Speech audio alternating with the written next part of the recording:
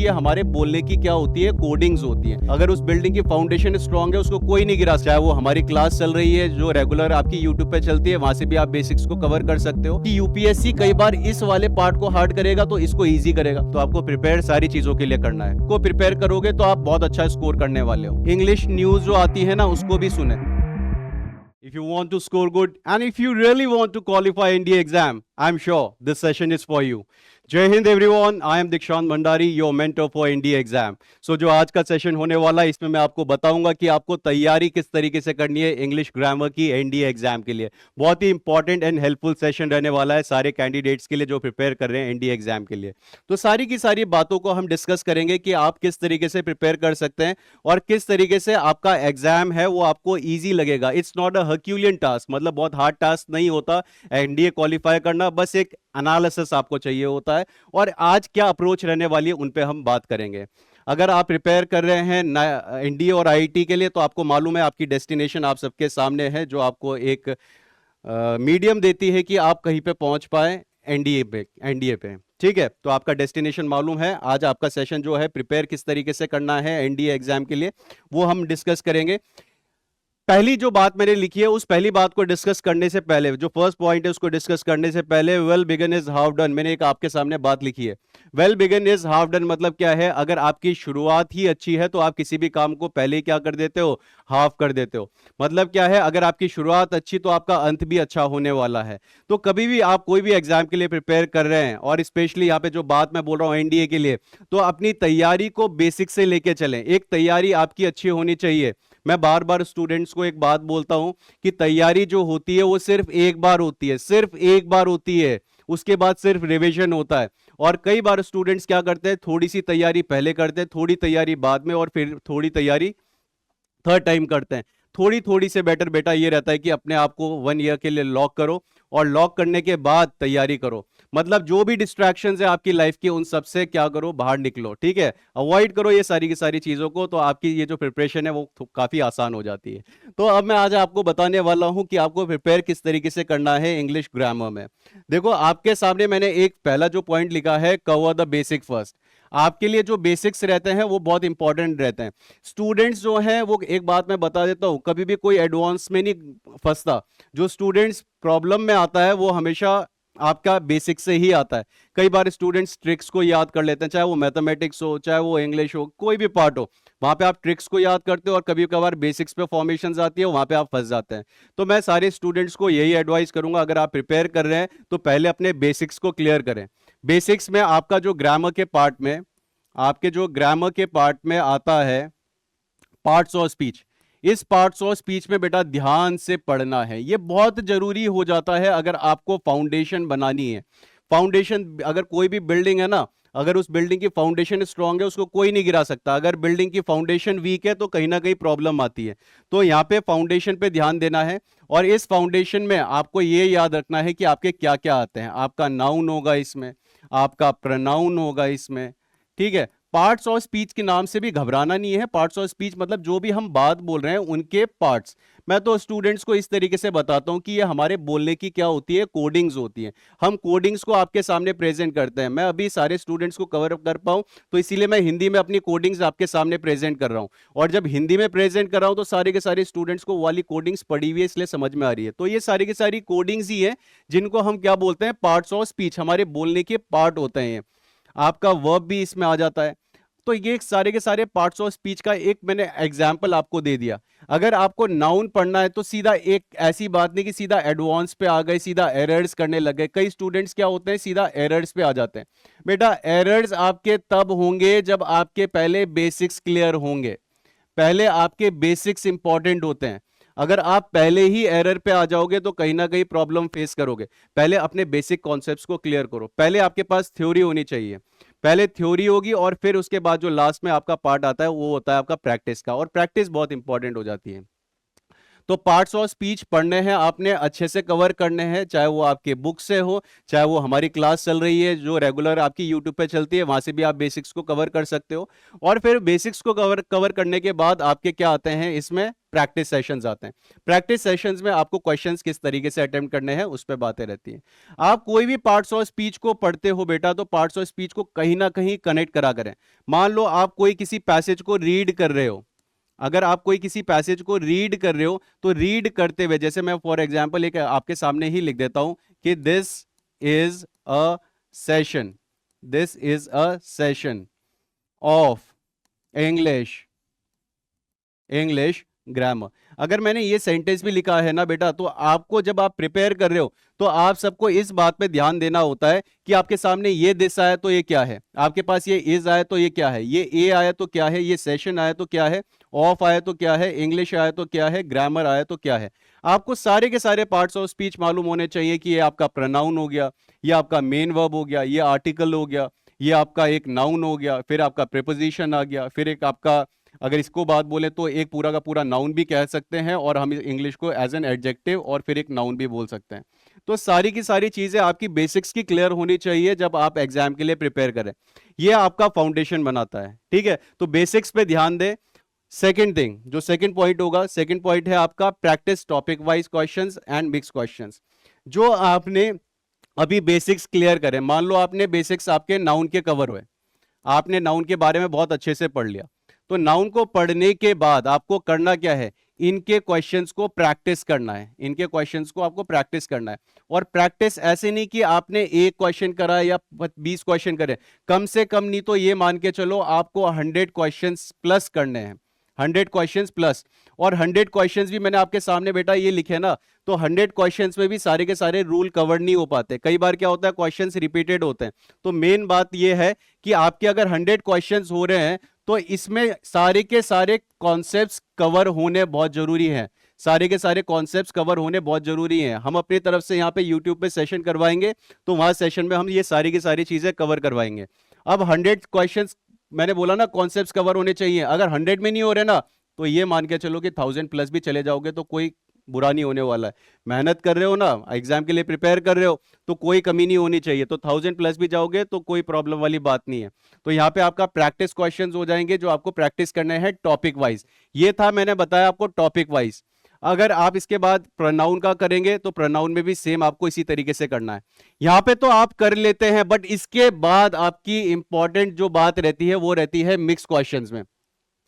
Basics में देखो, जब आपने बेसिक्स प्रिपेयर करे, फिर आपने क्वेश्चंस को प्रैक्टिस करा, मुझे लगता है स्टूडेंट्स को कॉन्फिडेंस आ जाता है, सारे स्टूडेंट्स को कॉन्फिडेंस आता है। बट कॉन्फिडेंस लूज कहां पे करते हैं स्टूडेंट्स, जब मिक्स क्वेश्चंस पे आते हैं। मिक्स क्वेश्चंस मतलब क्या, जब उसमें आपके सारे के सारे पार्ट्स ऑफ स्पीच आ जाते हैं। मिक्स क्वेश्चन में जैसे कि आपका मिक्स क्वेश्चंस करवाने लगे तो उसमें आपका नाउन भी आ गया, उसमें प्रोनाउन भी आ गया, उसमें एडजेक्टिव भी आ गया। तो ऐसे में क्या होता है कि आपका दिमाग ना थोड़ा सा कंफ्यूज हो जाता है कि इस समय ये जो एरर आ रहे हैं ये किस पार्ट से हैं। और अगर आप ये पहले तो आपको बोला जाएगा कि प्रैक्टिस क्वेश्चन इस वाले में अगर आपका स्कोर पहुंच रहा है 80 to 100 तो बहुत अच्छी बात है, तो मतलब क्या है आपकी प्रिपरेशन अच्छी चल रही है। और फिर अगर मिक्स क्वेश्चंस में भी पहुंचते हैं अगर आप 80 to 100 तो ये समझ लेना आपकी प्रिपरेशन अच्छी है। बट अगर आप इससे डाउन जा रहे हैं तो समझ लेना कहीं ना कहीं आपके बेसिक्स में प्रॉब्लम है। और बेसिक्स में प्रॉब्लम जो मालूम चलती है मिक्स क्वेश्चन से ही मालूम चलती है, जिसमें noun, pronoun, adjective, conjunction, preposition.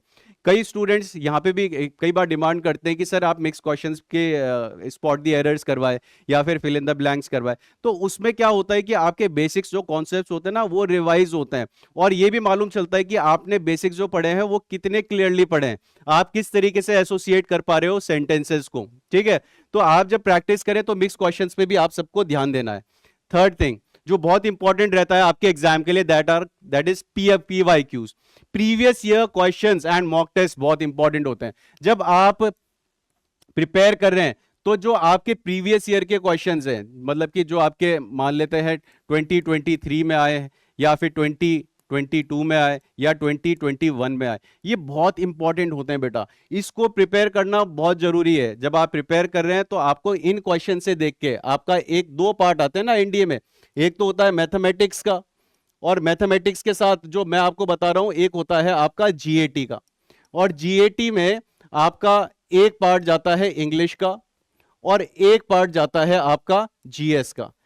इस पार्ट में या फिर इस पार्ट में या फिर इस पार्ट में बेटा आप प्रीवियस ईयर के कुछ क्वेश्चंस को जरूर करें। इससे मालूम चलता है कि यूपीएससी किस तरीके से आपके क्वेश्चंस को फ्रेम करता है और आपके सामने किस तरीके से प्रेजेंट करता है।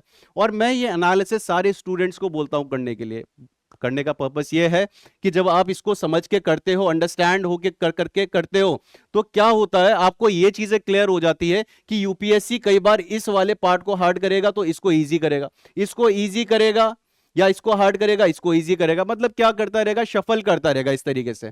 और आपको एक एनालिसिस भी बताता है कि आपका पैटर्न किस तरीके से रहने वाला है क्वेश्चंस का।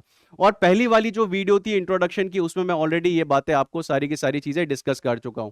तो यहाँ पे यूपीएससी ने कोई इंग्लिश का, तो पहली बात मैं बता देता हूं आपको, कोई सिलेबस वैसे कोई पर्टिकुलरली बताया ही नहीं है।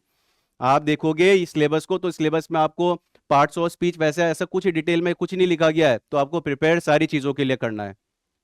तो यहाँ पे आपका जो इंग्लिश का पार्ट है, इसके आपको पीवाईक्यूज करने हैं। पीवाईक्यूज मैं बोलूंगा कम से कम, नहीं तो आप जब प्रिपेयर ही कर रहे हो, किसी चीज के लिए प्रिपेयर कर रहे हो, तो कमी रखनी नहीं चाहिए। मैं बोलूंगा कि आपको लास्ट 10 ईयर्स के पेपर आपको सॉल्व करने हैं, लास्ट 10 ईयर्स। और लास्ट 10 ईयर्स के पेपर बोल दिया ना बेटा, तो कम से कम नहीं तो आपके 20 पेपर्स हो जाएंगे, आपके 20 पेपर्स हो जाएंगे। तो 20 पेपर्स अगर आपने सॉल्व कर दिए तो समझ लेना एक आपकी तैयारी अच्छी हो गई। बेटा मेन चीज जब आप एग्जाम अटेम्प्ट करने जाते हो, वो होता है आपका कॉन्फिडेंस अटेम्प्ट करते हुए। एक तरफ लगता है कि आप क्वेश्चन पेपर को हैंडल कर रहे हैं और एक तरफ आपको लगता है कि क्वेश्चन पेपर आपको हैंडल कर रहा है। तो आपको क्वेश्चन पेपर को हैंडल करना है, आपको देखना है कि आपके लास्ट 10 ईयर्स के पेपर किस तरीके से रहे, और इसके अकॉर्डिंग आपको अपनी प्रिपरेशन रखनी है और अपने तैयारी के लेवल को बढ़ाना है। ठीक है, तो इसके साथ साथ आपको मॉक टेस्ट भी अटेम्प्ट करने हैं। अपकमिंग टाइम में हम भी यहां से प्लान करेंगे और आपके लिए free of cost mock test को प्रोवाइड करेंगे। तो ये जो मॉक टेस्ट बनने वाले हैं, मॉक टेस्ट भी आपके बहुत इंपॉर्टेंट होते हैं। अब मॉक टेस्ट अगर आपके पास नहीं है तो मार्केट से कोई बुक परचेज करके वहां से भी आप अटेम्प्ट कर सकते हैं। ठीक है, बुक्स के लिए, बुक के रेफरेंस के लिए मैं एक अलग से एक वीडियो बनाऊंगा जिसमें कि आपको रेफरेंसेस रहेंगे कि आप कौन कौन सी बुक से प्रैक्टिस कर सकते हैं। बट स्टिल आपके पास कोई भी बुक मिलती है मार्केट में, तो वहां से आप मॉक टेस्ट को करें, जितने ज्यादा अटेम्प्ट कर सकते हैं, चाहे वो ऑनलाइन हो, चाहे वो ऑनलाइन मोड में मिले आपको मॉक टेस्ट या फिर ऑफलाइन मोड में। बट प्रैक्टिस हमेशा याद रखना, practice makes a man perfect. और मैन यहाँ पे बात बोली जा रही है, मैन कोई स्पेसिफिकली नहीं, एक जनरल सेंस में यूज करा जा रहा है। मतलब मैन के साथ साथ वुमेन, उनके लिए भी बहुत इंपॉर्टेंट रहता है, सबके लिए इंपॉर्टेंट रहता है प्रैक्टिस करना। थ्योरी पढ़ ली, स्टार्टिंग में बात क्या बोली मैंने, थ्योरी पढ़ ली, बेसिक्स क्लियर करे और प्रैक्टिस नहीं करी, फिर से प्रॉब्लम आएगी। सारी चीजें हमको कवर करनी है इस तरीके से। तो इंग्लिश के जितने आपके क्वेश्चंस बन रहे हैं मॉक टेस्ट में, सारे के सारे प्रैक्टिस करने हैं। हालांकि मैंने तो आपको ये बता दिया इनको भी करना है, बट मेरा यहाँ पे अभी जो कंसर्न है वो किसके लिए, इंग्लिश के लिए। तो यहाँ पे आपको इस तरीके से करना है। नेक्स्ट इज कॉम्प्रीहेंडिंग लेवल आपको बढ़ाना है। देखो बेटा एक बात बताएं, हमारे एक 3 RS स्किल्स होते हैं, 3 RS स्किल्स मैं अभी आप सबके सामने लिख देता हूं। 3 RS, 3 RS में देखो बेटा, एक तो होता है आपका रीडिंग, अगर आप अपने ब्रेन की डेवलपमेंट चाहते हैं ना, रीडिंग।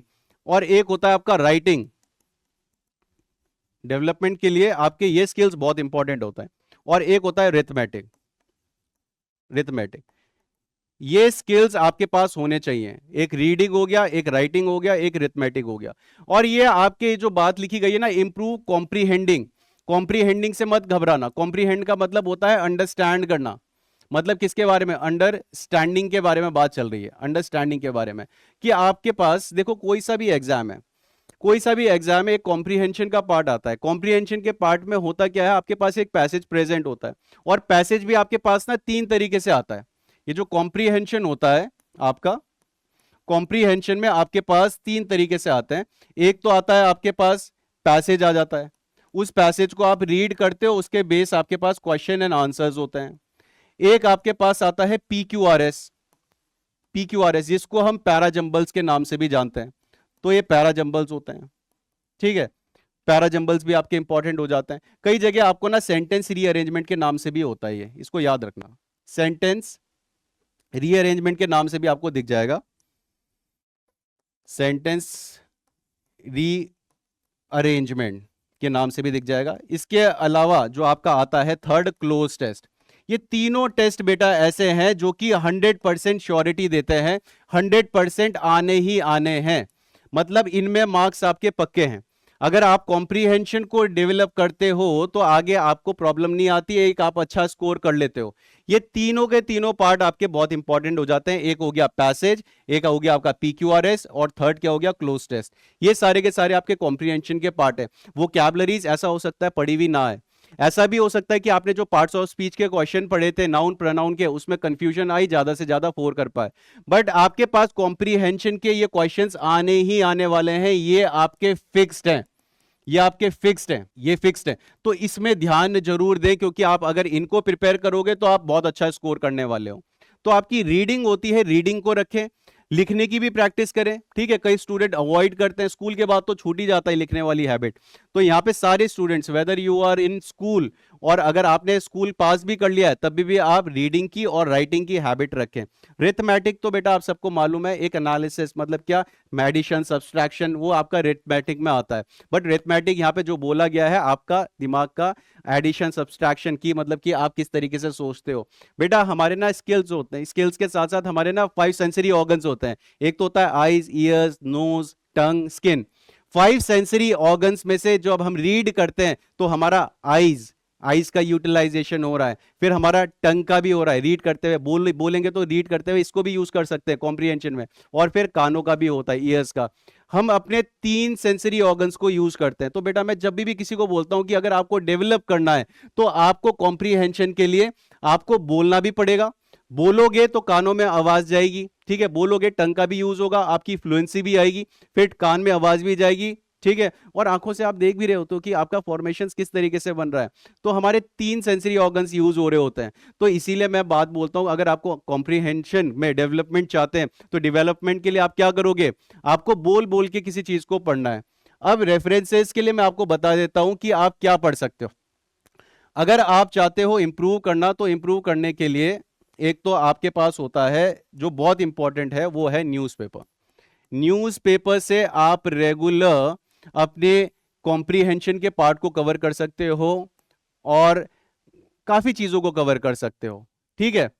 फिर इसके अलावा आपके पास होता है मैगजीन, मैगजीन्स को भी आप पढ़ सकते हो। मैगजीन जितना पढ़ोगे वो भी हेल्प करेगा। मैं इवन आपको बोलता हूं कि वॉच न्यूज ऑल्सो, न्यूज को भी देखें, इंग्लिश न्यूज जो आती है ना उसको भी सुने। उससे क्या होता है बेटा, कॉम्प्रीहेंशन आपको लगता है कि सिर्फ पढ़ने पढ़ने से ही आपका डेवलप होता है, ऐसा नहीं है। कॉम्प्रीहेंशन जो डेवलप होता है आपका सुनने से भी होता है। तो जितनी भी न्यूज है उनको इंग्लिश में वॉच करना है, ऐसे नहीं हिंदी में बोल रहा हूं मैं, सारी की सारी इंग्लिश में वॉच करना है बेटा, एक पार्ट है, ठीक है, आपके एग्जाम का बहुत इंपॉर्टेंट रहता है। अब मैं ये नहीं बोलूंगा बिल्कुल अंग्रेज बन जाओ, बट मैं ये बात बोल रहा हूं इतनी इंग्लिश तो डेवलप कर लो। एक स्किल है, एक स्किल आना बहुत जरूरी होता है। तो स्किल को डेवलप करने के लिए आपको ये जो बातें बताई जा रही है ये आपको फॉलो करनी पड़ेंगी। न्यूज़पेपर बताया बहुत इंपॉर्टेंट है, मैगजीन है इंपॉर्टेंट है, और आपका न्यूज़ है इसको इंपॉर्टेंट है। तो इन चीज़ों को देखना है। इवन मैं तो ये बोलूंगा अगर और इंप्रूव करना चाहते हैं तो इंग्लिश मूवीज भी देख लो, ठीक है। सब टाइटल्स में देखना चाहते हो तो सब टाइटल्स में देख लो, उसके सब टाइटल्स चला लिया करो अगर आप घर से देखते हो। या फिर इसके बाद सॉन्ग्स हैं, इसको भी सुन लिया करो, ये भी इंग्लिश में सुनने हैं। तो कॉम्प्रीहेंशन बेटा एक तरीका नहीं होता, कॉम्प्रीहेंशन को डेवलप करने के कई तरीके हैं। आप ये सोच रहे होंगे कि सर इससे तो डिस्ट्रैक्ट हो जाएंगे, बेटा डिस्ट्रैक्ट नहीं। जब आपके दिमाग में होता है कि अपने आप को एनहांस करना, इंप्रूव करना, तो आपको ये पार्ट भी आपको हेल्प करते हैं आपकी एग्जाम की प्रिपरेशन में। और मुझे लगता है कोई ना कोई, जितने भी स्टूडेंट्स हैं, मूवीज और सॉन्ग्स तो सुनते ही होंगे। आप ऐसी मूवीज देखोगे, ऐसे सॉन्ग सुनेंगे जो कि आपको खुद से प्रिपेयर करवाएंगे। तो ये बात बताएं अच्छी नहीं है आप सबके लिए? तो इनको जरूर फॉलो करें जो मैंने आपके सामने बात को प्रेजेंट करी। अब last but not the least, बहुत इंपॉर्टेंट बात मैं बताने वाला हूं। एक बात मैंने आप सबके सामने लिखी है, there is no substitute, there is no substitute for newspaper. कोई भी सब्सटीट्यूट नहीं है आपके पास न्यूज़पेपर के लिए। न्यूज़पेपर बेटा बहुत मोस्ट इंपॉर्टेंट इंग्रेडिएंट है। जैसे आपका मोस्ट इंपॉर्टेंट क्या होता है, मैं बोलता हूं ब्रेकफास्ट मील होता है, ब्रेकफास्ट बहुत इंपॉर्टेंट होता है, वैसे ही आपके लिए ये न्यूज़पेपर जो होता है, न्यूज़पेपर भी बहुत इंपॉर्टेंट है। न्यूज़पेपर जब आप पढ़ते हो तो मैं बात बताता हूं आपका क्या क्या चीजों में हेल्प हो रहा होता है। जब आप न्यूज़पेपर पढ़ते हो तो न्यूज़पेपर से आपका एक तो आपका कॉम्प्रीहेंशन, कॉम्प्रीहेंडिंग स्किल बढ़ रहा होता है। कॉम्प्रीहेंडिंग मतलब क्या, रीडिंग, कॉम्प्रीहेंडिंग बोलो या फिर रीडिंग बोलो, एक तो आपका ये स्किल बढ़ रहा होता है। ठीक है, कॉम्प्रीहेंडिंग स्किल या फिर रीडिंग स्किल। इसके अलावा बेटा आपके करंट अफेयर्स भी डेवलप हो रहे होते हैं, वहां पे करंट अफेयर्स के क्वेश्चंस भी मिल रहे होते हैं, इसलिए और इंपॉर्टेंट हो जाता है। मैं इसीलिए लिखा है नो सब्स्टिट्यूट। फिर इसके अलावा आपकी वोकैबुलरीज भी वहां से रेगुलरली कवर होती है, तो वोकैबुलरीज भी आप वहां से कवर कर लेते हो, तो कॉम्प्रीहेंडिंग स्किल भी आपको मिले, रीडिंग भी बढ़े आपकी, करंट अफेयर्स भी मिला, वोकैबुलरीज भी मिली, और इवन मैं आपको बोलूंगा कि बेटा आपका जीएस का पार्ट भी यहीं से कवर होता है, कहीं और से नहीं। यूपीएससी बोला जाता है बहुत डाइसी है, यूपीएससी को कई लोग क्या बोलते हैं, बहुत डाइसी है, कि मतलब कभी भी पैटर्न को चेंज कर देती है। बट मैं एक बात बोलता हूं, जो न्यूज़पेपर करंट अफेयर्स में आपके क्वेश्चंस आ रखे हैं वही आपके जीएस में भी कनेक्टेड होते हैं। और जब आप इन न्यूज को इंग्लिश में पढ़ते हो, ये सारे के सारे पार्ट को इंग्लिश में पढ़ते हो, तो आपका जो कॉम्प्रीहेंडिंग लेवल होता है वो एक अलग ही लेवल पे पहुंचता है, और एनहांसमेंट आपको खुद से देखने को मिलता है। मैं ये बात बोलता हूं लास्ट में स्टूडेंट्स को, कि जितने भी स्टूडेंट्स प्रिपेयर कर रहे हैं, तो अगर न्यूज़पेपर को आप पढ़ रहे हैं, तो मैं ये बात बोल सकता हूं कि आप एग्जाम इजीली क्वालिफाई कर लेंगे। बट एक और बात है इसके साथ, मुझे ये भी मालूम है कई स्टूडेंट्स जो प्रिपेयर करते हैं, उनके सामने जब न्यूज़पेपर खुलता है तो मुश्किल से वो हफ्ते भर पढ़ पाते हैं। कुछ ऐसे होंगे जो 10 डेज तक पढ़ते हैं, कुछ ऐसे होंगे 20 डेज तक। बट जो भी स्टूडेंट्स ये मान के चले कम से कम नहीं तो 90 डेज 3 मंथ्स को कवर करते हैं, तो उनके अंदर अलग सा इंप्रूवमेंट आता है। और ये मेरा ऐसा नहीं, मेरा अपना से पर्सनल एक्सपीरियंस भी है जो मैंने अपने आप में भी देखा है। तो आप सबको प्रिपेयर करते हुए इन बातों को ध्यान देना है कि जब आप प्रिपेयर करें तो ये स्टार्टिंग से जो बातें बताई गई हैं आपको, कि आपके बेसिक्स कवर होने चाहिए, बेसिक्स के साथ आपके टॉपिक वाइज क्वेश्चंस होने चाहिए, मिक्स क्वेश्चंस आपके होने चाहिए, आपके पीवाईक्यूज होने चाहिए, पीवाईक्यूज के साथ आपके मॉक टेस्ट आपके कवर होने चाहिए। कॉम्प्रीहेंशन के लिए मैंने आपको बताया, और रीडिंग स्किल्स आपके बताया, ये सारे इंपॉर्टेंट होते हैं, passage, PQRS, cloze test, and last में मैंने आपको बताया न्यूज़पेपर एक बहुत इंपॉर्टेंट आपके लिए मील है, जैसे कि आपका ब्रेकफास्ट। तो इस तरीके से आप प्रिपेयर करते हैं तो इंग्लिश में आप बहुत अच्छा स्कोर कर पाएंगे। आज के सेशन में बस इतना ही, नेक्स्ट सेशन में मिलेंगे, कुछ और इंफॉर्मेशन और कुछ और डिटेल्स आपके सामने प्रेजेंट करेंगे। That's all for today everyone, have a great day, जय हिंद।